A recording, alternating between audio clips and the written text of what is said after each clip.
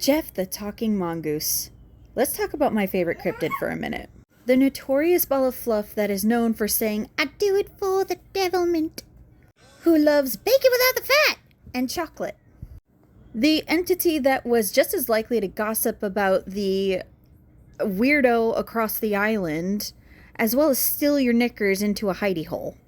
Gef was an entity that took the form of a mongoose and took up residency in the Irving family home, permanently cementing this 1930s family on the Isle of Man in infamy. Many reports claimed the family were scammers, and the daughter was just a very talented ventriloquist. One thing was for certain, though. Almost the entirety of the Isle of Man believed in Gef. Many a resident had a report of their own of their interaction with the little critter. And over the years, there have been many debates on what Gef actually was. Some say he was a tulpa, a poltergeist, and even possibly a djinn that possessed the body of a mongoose. Whatever he is, his antics reached mainstream media. It is probably one of the best recorded records of interactions with a cryptid creature that we have. This little guy popped up in the 1930s and people still haven't stopped talking about him. And he's become a fan favorite. Even now, there is merch still being made of Gef besides the piece that I'm making here. I got the idea to make my own Gef the Talking Mongoose because, one, he's one of my favorites, and two, I do a cryptid cutie line anyway, and what's cuter than a mongoose? And as a spookily inclined witch bitch, this is my bread and butter. Seriously, Gef rivals the Mothman for me, and that's huge. A chaotic fuzzy critter that plays pranks, gossips, and sings? Sign me up. And as with anything in this world, there were drawbacks and even pitfalls. Even his beloved Irving family would drive him away at times and upset him. Whenever they would have a disagreement, he sometimes would disappear for weeks at a time. But then he would haunt the family if he was really upset and start acting out. Defecating in the home, ruining items, being so loud that he kept the family up for days at a time.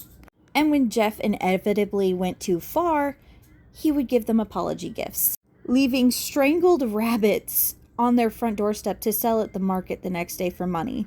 And even when specialists were called to study the creature, Gef wanted nothing to do with them if he believed that they were a non-believer and wanted him to prove his existence, driving these experts mad with frustration.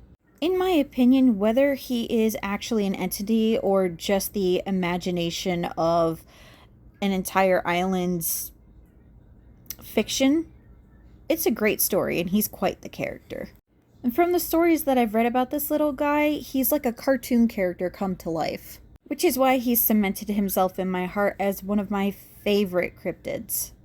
Now that being said, I don't think that I would ever really want to live with him though.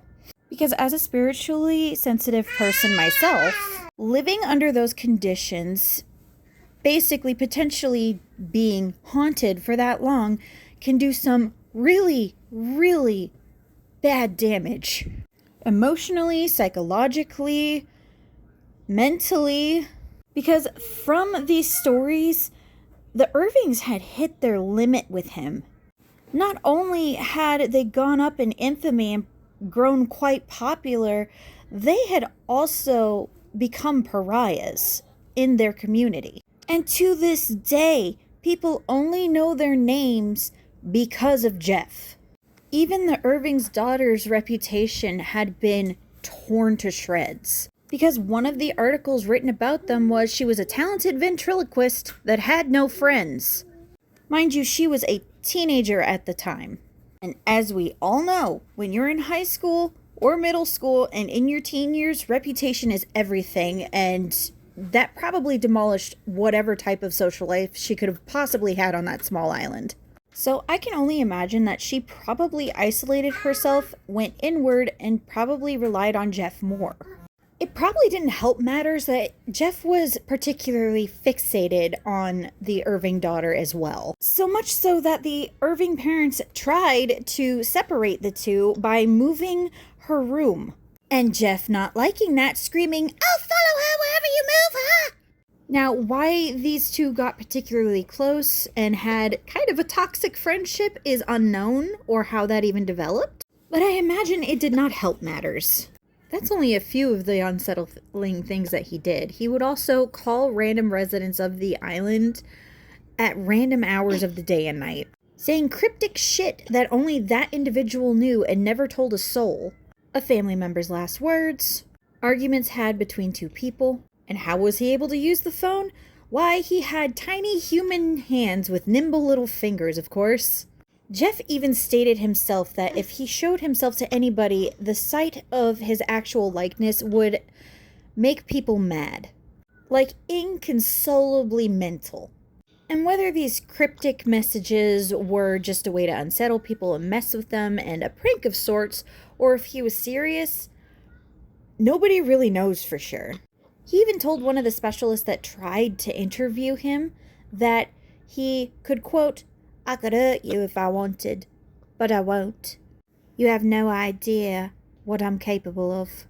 So you see, he was not merely a cartoonish figure. He was quite frightening. And I'm sure there's much that I haven't read, and I've probably only scratched the surface on this cryptid. To do a more lengthy video, it would probably take upwards of maybe 2 hours. As I said before, this is my bread and butter. I love stories like this. And because I love Gef so much, I've made a piece of him. As of recording this video, the piece is finished and he's available on my Redbubble. I'll leave the link down below in the video. And now I'd like to turn the attention to you, my audience. What do you think of Gef? Do you have any other cryptid stories that you would like me to cover? And I could make more videos like this? And what do you feel in general? Do you believe in cryptids? Do you think they're just a fun idea? Do you think they're utter nonsense? I want to know. Also, if you have a favorite cryptid, please leave them in the comments below. And with that, I'm going to get on out of here. Take care, and I will see you in the next video. Bye-bye for now.